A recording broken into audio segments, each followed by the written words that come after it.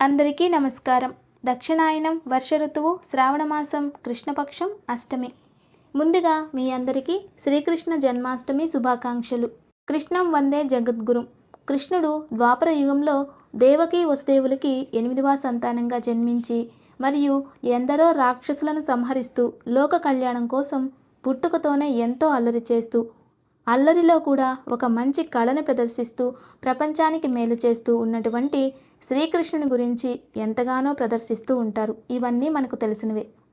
కృష్ణుల వారి తల్లిదండ్రులు దేవకీ వసుదేవులు. వీరిద్దరికీ 8వ సంతానంగా జన్మించి తదుపరి యశోదమ్మతో పెరిగారు. తరువాత కృష్ణుల వారికి 8 మంది భార్యలు. వాళ్ళు అష్టమనుషుల్ని భార్యగా పొందుతారట. శ్రీకృష్ణుడు చిన్న వయసు నుండే శ్రీకృష్ణ లీలామృతాన్ని ప్రపంచానికి చూపిస్తూ ప్రతి ఒక్క లీల వెనుక ఒక సందేశాన్ని ఇస్తూ జగద్గురువులయ్యారు. కృష్ణం వందే జగద్గురుం అన్నారు. అందుకే ఈరోజు మంత్రబలంలో భాగంగా అందరూ కూడా హరే కృష్ణ కృష్ణ కృష్ణ హరే హరే, హరే రామ రామ రామ హరే హరే అనే నామాన్ని జపించాలి. ఈ నామాన్ని జపించడం వలన కృష్ణుల వారి అనుగ్రహం ప్రాప్తిస్తుంది. ఇక కృష్ణుల వారు ఆరాధ్య దైవంగా సాక్షాత్ పరమేశ్వరుణ్ణి ఎప్పుడూ కూడా పూజ్యభావంతో చూసేవారట. కృష్ణునికి భూతకాలం, భవిష్యత్ కాలం, వర్తమాన కాలాలలో కూడా పరిణితి ఉండేదట. అంతేకాదు కృష్ణునికి అత్యంత ఆప్తమిత్రులైన కుచేలుడు ఉంటారు. కృష్ణుల వారు గురుకులంలో ఉన్న సమయంలో ఒక శాపానికి గురవుతూ ఉండగా ఆ శాపాన్ని కృష్ణుని వరకు వెళ్ళకూడదు, మహారాజుగానే ఉండాలి అనే ఉద్దేశంతో ఆ శాపాన్ని సుదాముడు స్వీకరిస్తాడు. అంత గొప్పవాడు సుదాముడు. ఇక ఆదిశేష అవతార పురుషుడు బలరాముల వారు. ఎప్పుడు కృష్ణునికి తోడుంటూ కృష్ణునికి అన్ని సమయాలలో సహకరిస్తూ ఆఖరిదాకా కృష్ణునితో పాటు బలరాములు కూడా ఉంటారు. ఇలాంటి అద్భుత విషయాలన్నీ కూడా శ్రీకృష్ణ లీలామృతంలో మనం చదువుకోవచ్చు. శ్రీకృష్ణుల వారు వెన్నదొంగ అంటారు. అయితే అలా ఎందుకు అంటారో తెలుసుకుందాం. పూర్వంలో కంసుడు అనే రాక్షసుడు సకల రాక్షసులని కూడా తన ఆధీనంలో పెట్టుకుని అతనికి కృష్ణుని వల్ల మరణం ప్రాప్తిస్తుంది అనే భయంతో అనేక విధాలుగా కృష్ణునిపై ఎన్నో యుద్ధాలు, ఎందరో రాక్షసులను పంపిస్తూ ఉంటే కృష్ణుడు చిన్న వయసు నుండే అందరినీ రాక్షసులని హతమార్చుతూ ఉంటారు. ఈ విధంగా ఉంటూ ఉండగా శ్రీకృష్ణ వారికి బృందావనం, బర్సానా అనే గ్రామాలు పక్కపక్కనే ఉండేవట. ఇక్కడ విశేషంగా గోవులు ఎక్కువ ఉండేవట. అందుకే గోపాలుడు అనే పేరు వచ్చింది కృష్ణునికి. అక్కడ వెన్నని ఎక్కువ తీసేవారు. ఆ వెన్న వ్యాపారం అనేది బృందావనం, బర్సానాలో జరిగేది. అయితే ఆ వెన్నని కంసుడు ఉన్న ప్రాంతానికి మధురకి తీసుకెళ్ళాలి. అయితే ఇక్కడ తయారైన వెన్నని శ్రీకృష్ణుడు చక్కగా తినేవారు. అంతేకాకుండా చుట్టుపక్కన ఉండే పిల్లలందరినీ కూడా తనతో చేర్చుకుని ఆ వెన్నని వారికి కూడా అందించేవారు. ఎందుకు ఇలా చేసేవారు అంటే పిల్లలకి వెన్నని తినడం వలన వారికి జ్ఞానం పెరుగుతుంది, శరీరానికి శక్తి, పుష్టి అనేది వస్తుంది. రాబోయే రోజులలో గొప్ప తెలివైన వారుగా, సైనికులుగా అవ్వాలని మంచి ఉద్దేశంతో ఆ గ్రామంలోని వెన్ననంతా తీసుకెళ్ళి పిల్లలకు పంచి వారితో పాటు తాను కూడా భుజించి ఆనందంగా ఉండేవారు. శ్రీకృష్ణుడు అలా చేయకపోయి ఉంటే వెన్నంతా మధురపాలైపోయి ఉండేది. మధురలో కంసుడు ఉండేవాడు. ఇక ఆ వెన్నని కంసుడు మరియు మిగిలిన రాక్షసులు సేవించి రాక్షస గుణాలను పెంచుకొని మరియు ప్రపంచానికి నష్టం చేసేవారు అనే ఉద్దేశంతో అక్కడున్న వెన్న అంతా తీసి పిల్లలకు పంచి వెన్న దొంగ అనే ముద్రని వేసుకున్నాడు శ్రీకృష్ణుడు. ఇలా కృష్ణుల వారు కరుణ చూపిస్తూ అందరితో ప్రేమతో, కరుణతో, దయతో కలిసిమెలిసి బృందావనం, బర్సానాలో ఉండేవాడట. ప్రతి సంవత్సరం శ్రీకృష్ణుల వారి జన్మాష్టమి రోజున కృష్ణునికి వెన్నని నైవేద్యంగా పెట్టి పూజించేవారు. అదేవిధంగా రాధ మరియు స్నేహితురాళ్ళందరూ కూడా వెన్నని కృష్ణుల వారికి బహుమతిగా కూడా ఇచ్చేవారట. అయితే ప్రతి ఒక్కరూ కూడా పుట్టినరోజు వేడుకని జరుపుకోవాలి అని శ్రీకృష్ణుల వారు తెలియజేశారు. ఎందుకు అంటే ప్రతి సంవత్సరం మనం మానసికంగా మరియు అన్ని విధాలుగా దృఢంగా ఉండి మంచి ఆలోచనలతో మంచి నిర్ణయాలు తీసుకొని మరింత ముందుకెళ్ళి ఉన్నత స్థానానికి ఎదగడానికి ప్రతి సంవత్సరం గుర్తు తెచ్చుకుని పుట్టినరోజు వేడుకని ఆచరిస్తూ ఉండాలనేది కృష్ణుల వారి సందేశం. అయితే మనం శ్రీకృష్ణుల వారి పుట్టినరోజుని అష్టమి రోజే ఆచరిస్తాము. అష్టమి రోజే కృష్ణుడు ఒక మహా సంస్థానాన్ని స్థాపించి రాజుగా పరిపాలించి ఎంతోమంది భక్తులకి ఇప్పుడు కూడా దర్శనాన్ని అందిస్తున్న అద్భుతమైన ఆలయం ద్వారకా నగరి. విశేషమైన ఆలయం ద్వారక. సాక్షాత్ శ్రీకృష్ణుల వారు ఇప్పుడు కూడా వేల మంది భక్తులకు దర్శనమిస్తూ ఉన్నారు. ఇటువంటి దివ్యమైన అద్భుతమైన రోజు మన జీవితంలో ద్వారకా నగరాన్ని దర్శనం చేసుకోవడం కూడా ఒక అదృష్టమే. ఈరోజు ఇటువంటి సుసమయంలో మనం అందరం కూడా ఒకసారి ద్వారకా నగరం దర్శించుకోవడం పుణ్యం. ఇక నేటి ఆలయ దర్శనం. కన్నయ్య వెన్నదొంగ ప్రియురాళ్లను సమ్మోహనపరిచే దివ్యస్వరూపం అయినది. ఆశించి వచ్చిన భక్తులను లేశమాత్రమైన ఆలస్యం చేయక ఆదుకునే ఆపద్బాంధవుడు శ్రీకృష్ణ పరమాత్ముడు. చిలిపివాడిగా కనిపిస్తూనే ప్రజాటంకాలను మట్టి కరిపించేటటువంటి ధీశాలి. యుగయుగాలకు జీవన విధానాన్ని తెలిపి భగవద్గీతను అర్జునుడి ద్వారా ప్రపంచానికి ప్రబోధించినటువంటి గీతాచార్యుడు. దశావతారాలలో విశిష్టమైనటువంటి శ్రీకృష్ణుడు వెలిసిన ద్వారకా విశేషాలని తెలుసుకుని తరిద్దాం. శ్రీకృష్ణుని దివ్యక్షేత్రాలలో విశిష్టమైన ద్వారక గుజరాత్లోని దివ్యధామం. ఈ నగరం పేరులోని ద్వార్ అనే పదానికి సంస్కృత భాషలో వాకిలి, ద్వారము అనే అర్థాలు ఉన్నాయి. ద్వార్ అనే పదము ఆధారంగా ఈ నగరానికి ఈ పేరు వచ్చింది.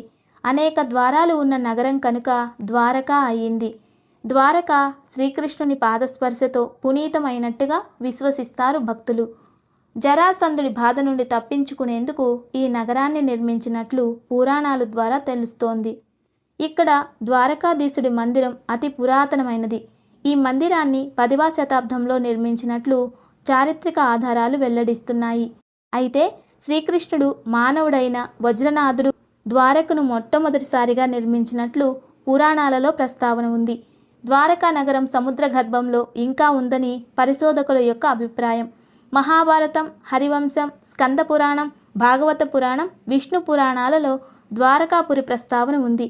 ప్రస్తుత ద్వారకాపురి సమీపంలో శ్రీకృష్ణ నిర్మితమైన ద్వారకాపురి ఉండేదని, పురాణేతిహాసాలలో వెల్లడింపబడిన విధంగా సముద్ర గర్భంలో కలిసి కనిపించకుండా పోయిందని విశ్వసిస్తారు. ద్వారకా నగరం శ్రీకృష్ణుని ఆజ్ఞానుసారం విశ్వకర్మ నిర్మించాడు అనేది మరో కథనం. సౌరాష్ట్ర పడమటి సముద్ర తీరంలో ఈ భూమి నగర నిర్మాణార్థం ఎంచుకొనబడింది. ప్రణాళిక చేయబడి తరువాత ఈ నగరం నిర్మితమైంది. గోమతీ నదీ తీరంలో ప్రణాళికాబద్ధంగా నిర్మితమైన నగరం ద్వారక. ఈ నగరం ద్వారామతి, ద్వారావటి, కుశస్థలిగా పిలువబడింది. ఇది 6 విభాగాలుగా నిర్వహణ సౌలభ్యం కొరకు విభజించి నిర్మించబడింది. నివాస ప్రదేశాలు, వ్యాపార ప్రదేశాలు, వెడల్పైన రాజమార్గాలు, సంతలు, రాజభవనాలు, అనేక ప్రజాపయోగ ప్రదేశాలతో నిర్మితమైంది. రాజ్యసభ మండపం పేరు సుధర్మసభ. రాజు ప్రజలతో సమావేశం జరిపే ప్రదేశం ఇదే. ఇలాంటి మహిమాన్వితమైన ద్వారకను దర్శించి అందరూ తరించాలని కోరుకుందాం. ఇక దివ్య పూజ. రేపు మంగళవారం. అందరూ మంగళగౌరి వ్రతాన్ని ఆచరిస్తూ ఉంటారు. అయితే రేపు విశేషంగా శ్రీరాముల వారిని పూజించాలి. రామావతారం తర్వాత కృష్ణావతారం కాబట్టి ఈరోజు కృష్ణుని పూజించి రేపు రాముని పూజించాలి. అయితే రేపు ఉదయాన్నే రాముల వారి పట్టాభిషేకం ఫోటో కానీ, రాముల వారి కుటుంబ సమేతంగా ఉన్న ఫోటో కానీ, లేదా సీతా, రామ, లక్ష్మణుడు, ఆంజనేయ స్వామి కలిసి ఉన్న ఫోటో కానీ ఉంటే పూజించి తులసి దళాలతో అర్చించి తరువాత విష్ణు సహస్రనామం పారాయణ చేసుకోవాలి. ఇలా చేయడం వలన పితృదోషాలు మరియు పూర్వార్జిత కర్మలు తొలగిపోతాయి. ఇక ఈరోజు వెదురుతో తయారు చేసిన వేణువుని కొనడం చాలా మంచిది. ఈరోజు తెచ్చి చిన్న మట్టి కుండకి గంధం, పసుపు రాసి పూజ గదిలో ఆ కుండను పెట్టి అందులో వేణువుని ఉంచి దానికి కొంచెం గంధం రాసి అక్షింతలు, పూలు అలంకరించి దదీచి మహర్షిని స్మరించి శ్రీకృష్ణ నామాన్ని స్మరించి మధురాష్టకాన్ని చదువుకొని వేణువుకి హారతి తీసి ఆ నీటిని తీసుకుని ఇంటి బయట పోసి తర్వాత ఆ వేణువుని పూజల గదిలో భద్రంగా దాచి ఉంచాలి. ఇలా పెట్టడం వలన ఇంట్లో ఉండేటటువంటి అపగండాలు, అపమృత్యు మరియు రాక్షస స్వభావం గల మనుషుల నుండి వచ్చే ఆటంకాలు ఆగిపోతాయి. అంతేకాదు ప్రకృతి వలన వచ్చే ఏదైనా ఆపదలను కూడా రక్షిస్తుందనే నమ్మకం. కొన్ని రోజుల తర్వాత ఆ వేణువును ప్రవహించే నదిలో వేయాలి. చాలామంది ఆ వేణువుని గంగా, యమున నదులలో వదిలేస్తారట. కొంతమంది చిన్నారులకి బహుమతిగా ఇచ్చేస్తారట. శ్రీకృష్ణుల వారి దగ్గర ఉండే వేణువుని సాక్షాత్ పరమేశ్వరుడు తయారు చేయించి ఇచ్చారట. అంతేకాదు దీనిని దదీచి మహర్షి వెన్నుపూస నుండి తయారు చేశారట. ఇదే కాదు, రాముల వారు విరిచిన శివధనుస్సు కూడా దదీచి మహర్షి వెన్నుపూస నుండి తయారు చేశారట. అలా దదీచి మహర్షి శరీరం నుండి ఎన్నో తయారై ఆత్మ అనేది మోక్షానికి చేరిందట. అలా దదీచి మహర్షి దేవతలకి ఎన్నో శక్తులను ధారపోశారట. అటువంటి మహర్షిని ఈరోజు స్మరించడం అనేది విశేషం.